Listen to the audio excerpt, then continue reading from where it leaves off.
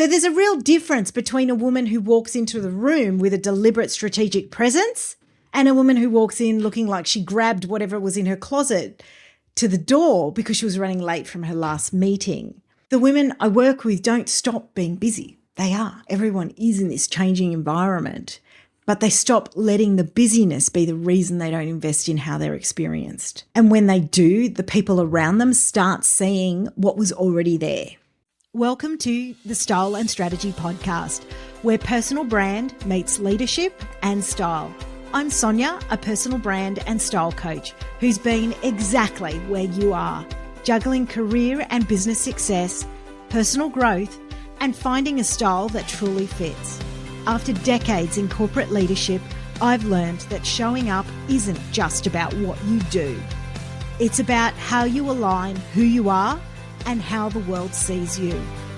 This season, I'm bringing you practical strategies, bold insights, and honest conversations to help you amplify your presence, unlock your next level, and lead with clarity and confidence. Let's dive in.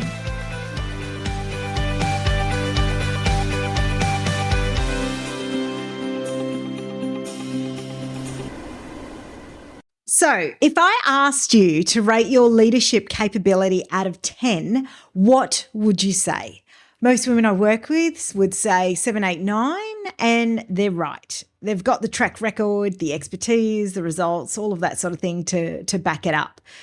Now, if I asked you to rate how well your presence, your positioning, and your visibility reflects that capability, that number normally drops to 3, 4, 5, sometimes lower. So the question becomes, what is filling that gap? What is actually sitting between the 9 and the 3? And the answer usually is either I know it's been a problem and I've been too busy to fix it. I'm not sure where to start. And I've usually been too busy solving problems for everybody else to think about how I'm being experienced while I'm doing all of it. And I get it. Because I spent 25 years in corporate environments where the busiest person in the room was also the most valued in the room. And busyness, to an extent, was proof that you mattered. So I understand the pull. But I want to talk to you about what happens when business becomes the reason you never close that gap. Because the gap doesn't sit still while you're busy. It actually widens. So this pattern I actually see in so many, especially in this time of tremendous change and upheaval. The pattern where delivering becomes the default because it's rewarded and it keeps you from having to do some of the more vulnerable work of positioning yourself as that leader inside those rooms. This isn't a time management episode. I'm not going to tell you where to carve out that 30 minutes a day for personal brand work. What I am going to do is actually talk through what's happening when you say not now and show you what it's costing and what you're giving away. And it can take less time than having your morning coffee. So I want to share a couple of words of 3 different women I've worked with because when I line them up, you hear a similar pattern. First said, drowning in work. My own work gets done after hours. I'm so busy delivering that I'm not thinking about positioning myself. The second is you're constantly delivering and then you get put in the box because they know you're so reliable. They're like, if I move her out of there, who's going to support me here? And the third runs an entire organization. When I asked her to rate her brand and leadership presence, she said 3 out of 10. I don't have a starting point. 3 different women, 3 different industries, and 1 pattern. They all have capability. They know where the gap exists, and they've all been using busyness as this, consciously or not, as the reason they haven't addressed it. I want to name something really directly. Delivery is probably one of the safest things you can do in a corporate environment, right? You get rewarded for it. You get promoted for it, at least to a point. And it keeps you in a space where your value is visible and measurable. And To some extent, again, you probably don't get questioned as much as they know that you will deliver. Positioning yourself is different. Positioning requires you to make a claim about who you are. It requires you to say, this is how I want to be experienced. That's vulnerable. And for women who have spent their careers earning credibility through output, the idea of really claiming space through presence, I guess you call it performance, can feel like a risk. So busyness becomes the reason you don't take that risk. And the longer you wait, the more entrenched in your current perception it becomes. So many times I've seen people skip over this because the cost of waiting isn't neutral, right? We all know the concept of opportunity cost. So Solomon Asch ran a series of experiments back in 1946 on how people form impressions of each other. And although it was a long time ago, what he found was what is really being replicated since is that first impressions don't just influence how people see you initially, they shape how people interpret everything that comes after. Psychologists call it the primacy effect. Early information carries more weight than later information, even when the later information is more accurate or relevant. So what does this actually mean in practice? The perception formed of you 2 years ago, 3 years ago, when you were in a different role, operating at a different level, that perception is actually still active. And every week you show up without some form of strategic intent, you're reinforcing it.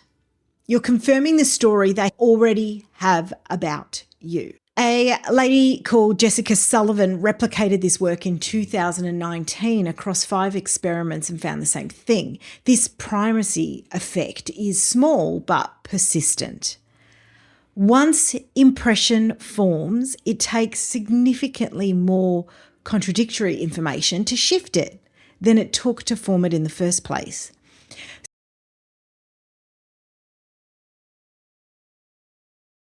There's another piece of research that I really want to bring in here by Sylvia Bellezza and her colleagues at Harvard and Columbia. They published a study in the Journal of Consumer Research on what they called the red sneakers effect. Yes, I enjoyed this piece of research given the red sneakers, and I do own a pair of red sneakers as well. They found that when someone's non-conformity appears deliberate, observers infer higher status and greater competence. Interesting, right? The signal reads as autonomy. She can afford to do things her own way. But when the behavior appears unintentional, those positive inferences disappear. So, what actually breaks the cycle? I want to go back to the third woman that I mentioned, the one running an entire organization who rated herself 3 out of 10 on leadership presence. She had everything, the expertise, track record, respect of her team. What she didn't have was the infrastructure for how she was being experienced. She hadn't taken the time to define how she wanted to be read. She hadn't connected her internal certainty to any external signal. Because she hadn't, the people around her were forming their own sort of interpretation based on whatever they could see, which was because she was always head down in delivery mode. When she finally stopped long enough to do this work, the first thing that changed wasn't her wardrobe or her communication. It was her own personal clarity. She could articulate who she was as a leader, what she stood for, and how she wanted to be experienced. That clarity became the foundation for everything else after. So this is really where I want to reframe what working on your presence actually means. Because a lot of women, when they hear me talk about this, they think I'm talking about a full wardrobe overhaul or a complete personal rebrand or weeks and weeks of coaching. Something big, time-consuming, and they'll get to it when things settle. The reality is the first step is diagnostic, right? Simple as that. It's asking yourself, where's this gap between how am I being experienced right now and what that honest answer is. For some, it will live in how they're dressed. Others, the visual signal belongs to a version of themselves they've already outgrown. And for others, it might be how they're communicating, that it doesn't feel true to them while still demonstrating the level they're communicating at in the rooms they're in, because it doesn't carry the weight of experience and expertise it deserves. And perhaps others, it's entirely internal. They know they're ready for more, but they just haven't given themselves permission to claim it. The gap is different for everyone. There's probably dials around things that they need to work on more or at different priorities. But the naming it can take 5 minutes. And once you've named it, you've started that first step in breaking the pattern.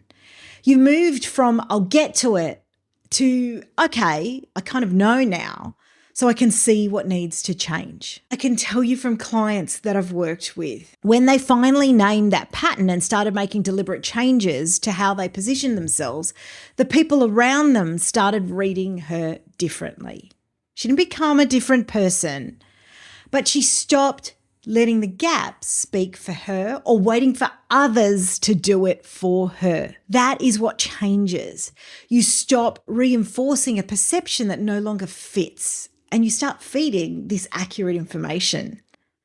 So if you're listening to this and that number just dropped into your head and your capability is sitting at that 8 or 9, but your presence is sitting at that 3 or 4, it's time to run my Leadership Presence Impact Profile, which is my free diagnostic. It takes under 5 minutes and it's going to help you identify where that gap is. Visual, communicate, positioned, and you'll get a personalized result to tell you where to start. It's not a quiz that's going to tell you your style personality. It's a tool that will name that gap because, like I said, that's the first step. So I want to help you along this journey.